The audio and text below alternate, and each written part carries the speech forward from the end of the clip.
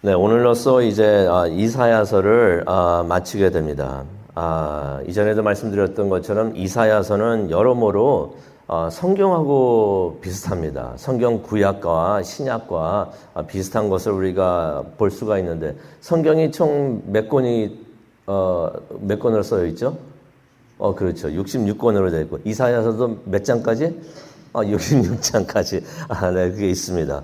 1장부터 39장은 어쩌면은 구약 성경과 비슷하지 않은가 생각이 듭니다. 율법을 말씀을 많이 하고 계시고요. 심판의 말씀이 가득 기록이 되어 있습니다. 유다의 죄가 있는데 그 죄를 책망하시는 말씀이 있습니다. 책망하시면서 앞으로 다가올 심판을 예언하시는 말씀이 1장부터 39장까지 기록이 되어 있습니다. 또 40장부터 66장은 신약 성경과 같지 않은가 생각이 듭니다. 바벨론에서 구원받는 희망의 말씀이 기록이 되어 있습니다. 그러면서 이제 하나님의 은혜와 구원을 강조하시는, 하나님의 사랑을 강조하시는 그러한 하나님의 말씀이 이사야서 40장부터 66장에 나와 있습니다. 그래서 이사야서는 가만히 또 우리가 생각을 해보니까 하나님께서 잘못한 것을 책망을 하지만 책망을 하시면서도 구원이란 희망의 끝을 놓지 말라는 격려의 말씀도 함께 있는 것을 우리가 보게 됩니다. 두 가지의 메시지가 우리가 담아 있는 것을 우리가 보게 되는데, 그런 이 이사야서는 누구를 위해서 주어진 하나님의 말씀일까 한번 생각을 해봅니다. 한 세 그룹의 사람들이 있지 않을까 생각이 듭니다. 첫 번째는 이사야 동시대에 살았던 유다 백성들에게 하나님께서 주셨던 메시지가 있는 것 같습니다. 그들이 맞이한 힘든 상황이 있었는데 그것을 그들이 정치적으로 해결을 하려고 하니까 하나님께서 그렇게 하지 말고 하나님의 말씀에 순종하면서 하나님을 신뢰하라는 하나님께서 주시는 메시지가 있습니다. 또한 그렇게 하나님께서 말씀을 하셨는데도 유다 백성들이 하나님의 말씀을 듣지를 않습니다. 그래서 결국 나라는 망하고 그들은 이제 나중에 바벨론으로 이제 포로로 잡혀가게 되는데, 이 70년간 포로 생활을 하면서 죄를 뉘우치고 다시 나라를 세우고 회복하게 된다는 그 희망의 끝, 그 희망을 생각하면서 이스라엘 백성들이 또 지나게 되는데, 그들에게 하나님께서 미리 그 힘든 시간을 잘 이겨내라는 그런 희망의 메시지를 주시는 것 같습니다. 또한 오늘날 우리들에게 하나님께서 말씀을 주시는데, 하나님의 말씀, 오늘 말씀을 보게 되면 하나님의 말씀에 떠는 자들이 많이 나옵니다. 몇 번 하나님께서 말씀을 하시는데, 하나님께서 말씀을 해주시는데 그 말씀에 순종하는 사람들이 되어야 된다, 그러는 메시지를 주시는 것 같습니다. 겉에 보이는 종교적인 일을 하는 것이 중요한 것이 아니라 진정함으로 참으로 영적인 삶을 사는 것, 하나님의 말씀을 듣고 하나님의 말씀을 경외하면서 떨면서 하나님의 말씀에 순종하는 것이 지혜다라고 하나님께서 말씀을 해주시는 것 같습니다. 그래서 오늘 이사야서 총 66장을 마치면서 끝으로 하나님께서 이사야를 통해서 마지막으로 강조하고 싶으시고 남기고 싶었던 말씀, 그 말씀이 무엇인가 우리가 한번 묵상하고 또 그것을 가지고 기도하는 시간을 갖기를 원합니다. 이사야가 하나님의 위대하심을 다시 한번 강조를 합니다. 1절에 나오죠. 하나님이 그의 보좌에 앉아 계시는 것을 설명을 하는데요. 어떻게 설명을 하는가? 하늘이 하나님의 보좌라고 말씀을 하십니다. 땅은 그의 발 받침대라는 내용의 말씀을 하십니다.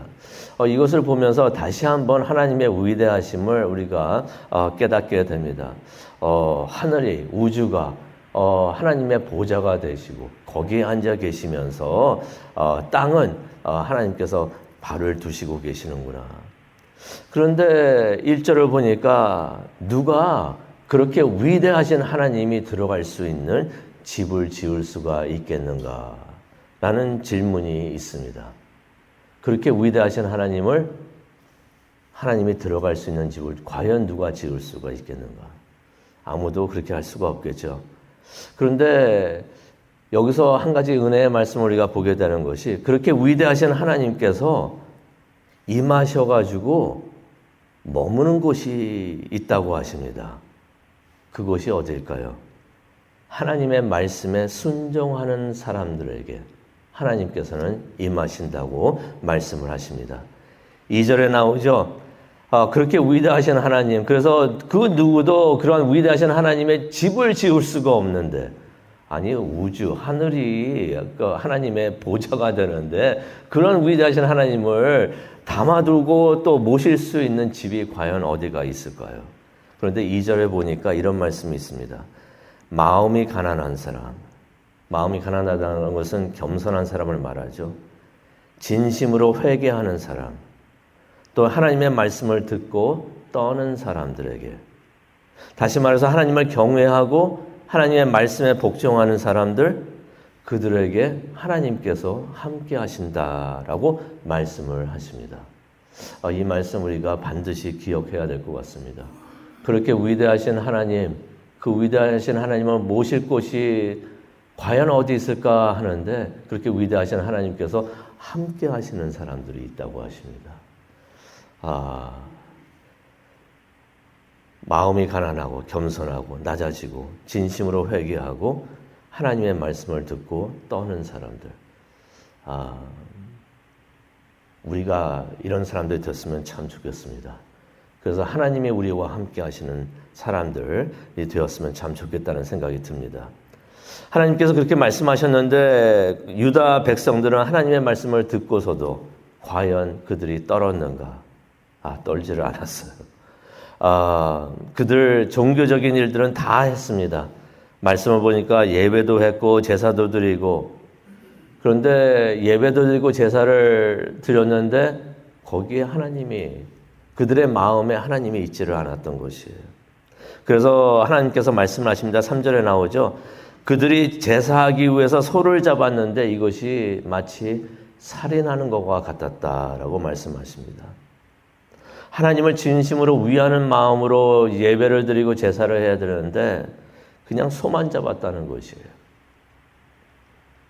또 3절에 보니까 그들이 희생제물로 바치는 예물이 정결하지 못한 것을 말씀을 하십니다. 무슨 의미가 있을까요? 하나님께서 그들이 바친 예물을 기쁘게 받지 않으셨다는 것입니다. 그들이 하나님을 위해서 종교적인 일들을 한다고는 했는데 실제로는 어떻게 했는가? 그냥 자기 생각대로 자기들 마음대로 모든 것을 했다라고 기록이 나와 있는 것입니다. 그래서 하나님께서 4절에 말씀을 하십니다. 너희들이 그렇게 했으니, 너희들이 원하는 대로 다 했으니 나도 내 뜻대로 하겠다라고 말씀을 하십니다. 그래가지고 그들에게 하나님께서 혹독한 심판을 내리시는데요. 4절을 보니까 그들이 두려워하는 것들이 그들에게 임하게 할 것이다 라는 말씀을 하십니다. 그 사람들은 어떤 사람들이었는가? 하나님이 불러도 대답도 안 하고요. 하나님께서 말씀을 하시는데 듣지도 않았고, 하나님이 보고 계시는데도 악한 일을 하고 있습니다. 실제로 하나님이 싫어하는 일들만 했던 사람들이다라고서 성경에서는 기록을 하고 있습니다. 그들은 하나님을 안다고 했는데 실제로 하나님의 말씀에 오히려 5절을 보게 되니까 그들은 하나님을 안다고 했는데 실제로는 하나님의 말씀에 떠는 사람들, 또 하나님의 말씀에 순종하는 사람들을 미워하고 쫓아냈다라는 말씀이 5절에 나옵니다. 그래서 하나님께서 그들이 수치를 당하게 하겠다라고서 말씀하시는 것을 우리가 5절에 보게 됩니다. 하나님의 위대하심을 이사야가 성경을 통해서 우리에게 다시 한번 알려주고 있고요. 그러면서 이제 이스라엘이 회복되는 것을 말씀을 해 주십니다. 이스라엘의 회복을 해산하는 것으로 이제 표현을 해 주시는데요. 7절에 보니까 시온은 진통을 하기 전에 해산할 것이다 라는 말씀이 있습니다. 이게 해산을 하는데 저는 애를 못 낳아서 모르는데 2번을 봤어요. 제 아내가 고통을 당하면서 이제 아이를 낳고 그랬는데 해산의 고통을 느끼기도 전에 아들을 낳게 해준다 라는 말씀이 있습니다. 이스라엘에게 해산의 진통과 같은 고난이 있을 것이라고 말씀을 해주시는 것이에요. 그러한 고통이 있을 것인데 그러한 고통과 고난은 잠시뿐이다라고서 말씀을 해주시는 것입니다. 오래가지 않을 것이다 말씀을 해주시는 것이에요. 진통이 오자마자 진통이 오는가 싶었는데 자식을 낳게 해줄 것이다 라는 말씀을 8절에 해주십니다. 그러니 가만히 생각을 해보니까 이스라엘이 겪게 되는 그 진통, 그것이 고통이 되고 고난이 되는데 고통과 고난으로서 이것이 남아있는 것이 아니라 자식을 낳게 되는, 자녀를 낳게 되면 얼마나 기쁘게 되겠습니까? 그 자식을 낳게 되는 기쁨을 얻는 과정이 되는 것이구나 하는 것을 깨닫게 됩니다. 그러니 잠시 겪게 되는 그 고통과 고난도 하나님께서 주시는 그 영원한 그 기쁨을 생각하면서 그것을 이겨낼 수 있을 것 같습니다. 하나님께서 그렇게 이스라엘의 회복하게 하심을 하나님께서 말씀을 주시면서 너희가 위로를 받아라 라고서 말씀을 해 주십니다. 그러면서 하나님께서 12절에 또 말씀을 하시죠. 예루살렘에게 강같이 넘치는 평화를 주시겠다고 말씀하십니다. 이스라엘이 진정한 평화를 얻게 되는 것을 말씀을 해 주시는데요. 그러면서 이전에도 우리가 봤지만은 이스라엘이 평화를 얻고 회복하게 된다는 것은 어떤 의미가 있는가? 하나님께서 이스라엘을 대적하고 있던 사람들을 심판하신다는 것을 의미하는 것을 우리가 보게 됩니다. 그래서 15절에도 보게 되면 하나님께서 불을 타고 오셔가지고 그의 진노를 나타내시고 맹렬한 화염으로 책망하실 것이다. 누구를 책망하시나요? 이스라엘을 대적했던 사람들을 하나님께서 책망하실 것이다 라고 말씀을 하십니다. 그러면서 이제 하나님의 심판은 공평하신 것을 17절에도 말씀을 해주시는데요. 그들은 어떤 사람들이었는가? 동산에서 우상을 숭배하고 부정한 것을 먹은 자들이다. 그들을 심판하실 것이다 라는 말씀을 하십니다. 그러면서 이제 마지막 부분이 되겠습니다. 희망의 말씀이 되고 하나님의 축복의 말씀이 되는데 온 세상이 하나님을 예배하는 때가 올 것이다 라고 말씀을 해 주십니다. 19절을 보니까 하나님께서 이스라엘의 남은 자들을 세상에 보내신다고 하십니다. 그래가지고 하나님의 명성을 듣지 못하고 하나님의 영광을 보지 못한 이방인들에게 하나님께서 그들을 보내신다는 것이에요. 그래가지고 그 이방인들이 하나님의 영광을 볼 수 있도록 하나님께서 그들을 보내셔가지고 그 하나님의 영광을 전파하시겠다는 말씀이 19절에 나와 있습니다. 복음을 듣는 자들이 있다고 하십니다. 그들이 세상 끝까지 보내져가지고 하나님으로부터 보내져가지고 복음을 전하는 하나님의 영광을 전하는 그러한 내용을 우리가 보게 됩니다. 그들이 하나님이 하신 그 영광된 일들, 하나님이 이렇게 위대하시고 하나님이 이렇게 놀라우신 일을 하십니다 하는 것을 전하는 사람들이 되는 것을 우리가 보게 됩니다. 그렇게 되면 이제 결과가 어떻게 되는가? 20절에 나옵니다. 세상 사람들이 세상 곳곳에서 모여듭니다. 예루살렘으로 모여들어가지고 하나님께 예물을 드린다라는 말씀이 나옵니다. 하나님을 예배하게 된다는 말씀이 되겠죠. 이전에는 이방인들이 예루살렘에 오기는 왔는데 침략하기 위해서 칼과 창을 들고서 들어왔었는데 이제는 그들이 하나님을 예배하기 위해서 예물을 들고서 예루살렘에 오는 것을 우리가 보게 됩니다. 그뿐만이 아니라 21절을 보니까 하나님께서 그들 중에서 누구를 말합니까? 이방인들이죠. 이방인들 중에서 어떤 이들을 택하여서 제사장과 레위인으로 삼으신다라는 말씀이 있습니다.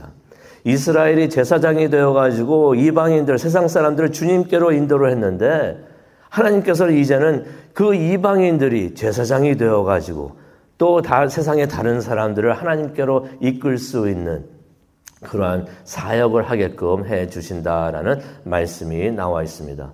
하나님께서 이전에 아브라함을 통해서 주셨던 그 말씀, 너를 통하여 온 세상이 복을 받게 해 주신다라는 말씀이 있었는데 그 말씀을 하나님께서 이루시는 것을 우리가 보게 됩니다. 결국 세상의 모든 민족이 하나님 앞에 나와가지고 경배한다는 것을 23절을 통해서 우리가 보게 됩니다. 이제 말씀을 마치려고 하는데요. 이제 이사야서 마지막 절에 있는 말씀이 무엇인가 보니까 경고의 말씀이 나와 있습니다. 24절을 보니까 그들이 나가서 나를 거역한 자들의 시체를 볼 것이다 라는 말씀이 있습니다. 하나님의 뜻을 따르지 않으면은 영원한 죽음이 있게 됨을 하나님께서 말씀을 해 주시는데요. 그런 생각이 들어요. 왜 이사야서 66장이 되는 말씀을 24절의 말씀으로 마치셨을까? 아마 우리에게 주시는 그런 메시지가 있는 것 같습니다. 아직도 하나님의 말씀을, 하나님의 뜻을 거역하는 사람들이 세상에 있는데 그들이 다시 하나님께로 돌아올 수 있도록 우리가 그러한 일을 해야 되지 않는가. 제사장의 역할을 하라고 하나님께서 우리에게 메시지를 주시는 것 같습니다. 우리가 그들에게 나가서 하나님의 제사장이 되어서 그들을 하나님께로 인도하고 하나님의 메신저가 돼서 하나님의 영광을 전하는 우리 모두가 되었으면 참 좋겠습니다. 하나님이 말씀하실 때 떠는 사람들이 되어서 하나님의 말씀에 순종하고 하나님의 말씀을 삶으로 살아가는 우리 모두가 되기를 간절히 축원합니다. 기도하시겠습니다. 사랑과 은혜가 충만하신 하나님 아버지 감사합니다. 이사야서 66장을 통하여 하나님이 주신 그 말씀을 다시 한번 듣게 해주시니 정말로 감사합니다. 하나님께서 말씀하십니다. 여러 번 하나님께서 말씀을 하십니다. 여호와의 말이니라. 하나님의 음성을 듣고 떨면서 하나님께 순종하는 우리 모두가 되게 하여 주시옵소서. 또한 아직 하나님의 영광을 보지 못한 사람들이 세상에 있는데 그들에게 나가서 하나님의 영광을 전할 수 있는 우리 모두가 될 수 있도록 하나님 우리를 도와주시옵소서. 그래서 우리가 성령 충만하여서 하나님의 말씀을 선포하는 전파자가 될 수 있도록 하나님 우리를 사용하여 주시옵소서. 그것을 위해서 기도하기를 원합니다. 이 시간 함께하여 주시고 우리를 인도하여 주시옵소서. 감사합니다. 예수님의 이름으로 기도합니다. 아멘.